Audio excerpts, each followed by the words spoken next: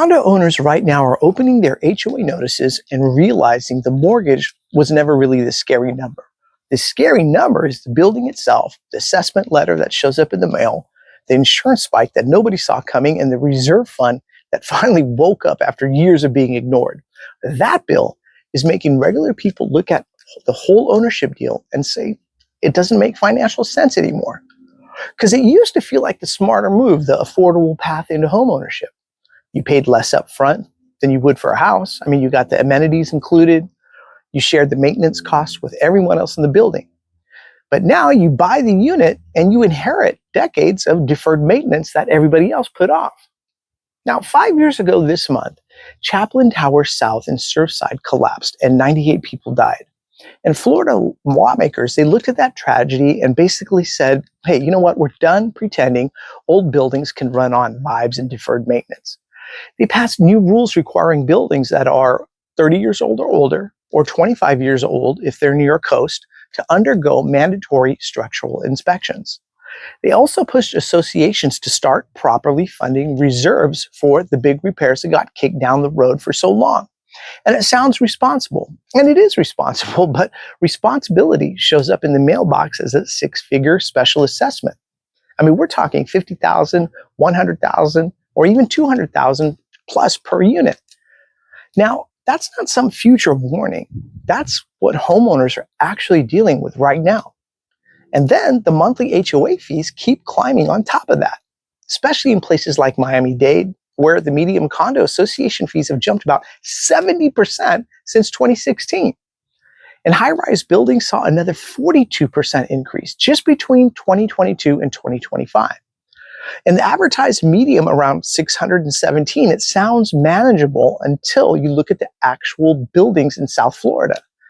Now, most owners that I know are paying more in HOA fees than they pay on their mortgages in some cases. And insurance, they've been the biggest driver in a lot of those increases. Building-wide premiums that went from six figures a year to over $1 million in some oceanfront properties. I mean, your personal condo insurance policy has gone up 44% or more during that same period. And at that point, insurance is not a line item anymore. It's basically another resident in the building, and somehow it got the penthouse. Now, it feels like you signed up for a group project back in college. The group is 200 strangers who voted down every maintenance proposal for decades. Now, the final exam costs $150,000 and it's due next quarter. And somehow the guy who skipped every single meeting is still emailing the group chat asking how we're going to keep the HOA dues low this year. And that's exactly how a lot of these condo boards operate. I mean, you picture the lifestyle when you buy in. I mean, the view from the balcony, the amenities, the pool you swear you're actually going to use every weekend.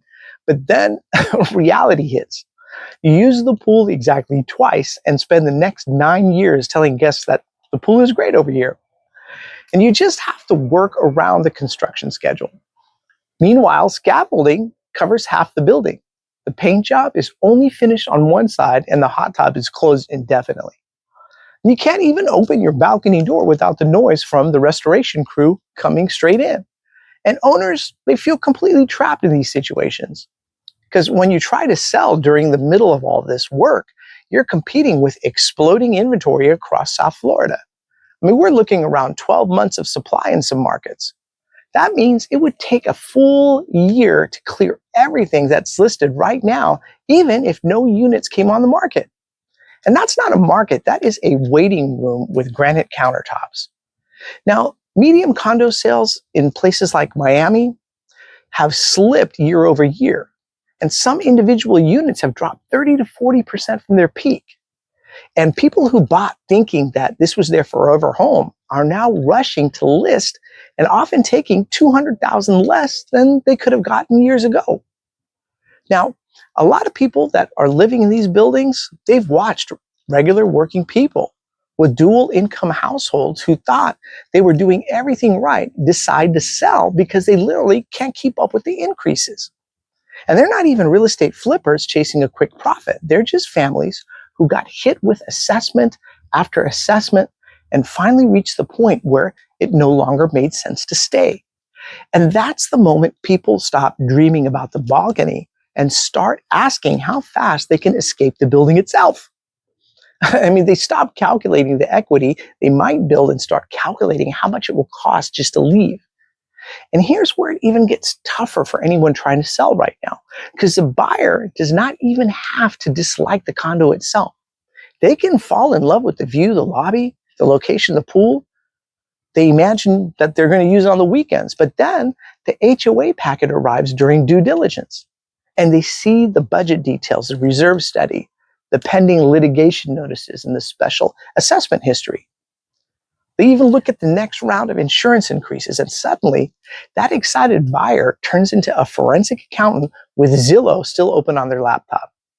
I mean, they came in looking for a view, but now they're reading meeting minutes like they're decoding a hostage note. And that's how a dream property turns into a subscription with plumbing and a whole lot of uncertainty attached. Now, lenders, they're getting more cautious too. Some banks want extra documentation, and they want the full scope of understanding what the association's financial health is before they're going to even approve a mortgage. Because if the reserves look thin on another assessment, then the deal falls apart when the buyer is ready to move forward. So if you're thinking about buying right now, there are real opportunities in this market because inventory is high, prices on some units have come down significantly, and you have more transparency than buyers even had a couple of years ago. But don't fall in love with the view until you have read the HOA documents like they are the most important contract on your financial life. I mean, demand the last few years on board meeting minutes are really crazy. I mean, you look at the current budget and the projected budgets for the next couple of years, you get the structural inspection reports, and then you have to ask specifically, what full reserve funding will do to the monthly fees going forward? Because the listing photos, they show you the sunset.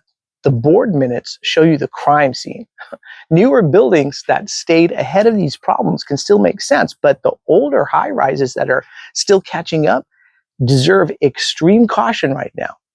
Treat the building's financials like a co-signer on your loan, because in many ways, that is exactly what they are. Look at what happened on the Chaplin Tower site itself for a sense of how deep all this hesitation can run.